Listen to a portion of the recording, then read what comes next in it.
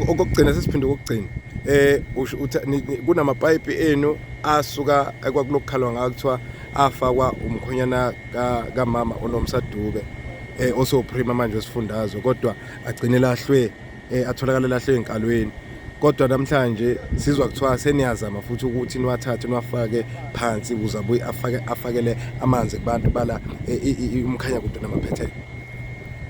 Ngo-2012 kwaba nento yokuthi akukhandwe lenqalasizinda esikuyo namhlanje ezokuhlanza amanzi azigidi engama-40 ngosuku.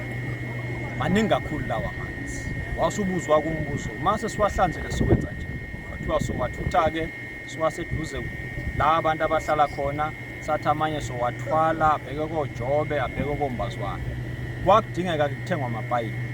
Kwase-ke kukhishwa-ke isikhangiso, kwakhona umuntu ofaka isikhangiso wathengwa-ke lamapayipi. Asiyeke ukuthi ubani owathengayo noma kwakhishwa isikhangiso. Into eyenzakele ukuthi isipidi sokufaka lamapayipi phansi asambanga ngendlela ebesiyifisa. Akhona amapayipi niwabonile izolo avikelekile ahleli kahle. Siqalile ke ngonyaka odlule kuyisheshisa le ndaba yokufaka lamapayipi. Ngikhuluma nawe nje ulayini obheke eMbazwana sesenze about 15 kilometers kwala mapayipi. Futhi awazi ukuhamba azafika eMbazwana kuyima abantu endleleni bethola amanzi. Njengoba sidlule emaphaya nje senze uhlelo ukuthi abantu basemaphaya bethola amanzi ahlanzekile ekuhlaleni.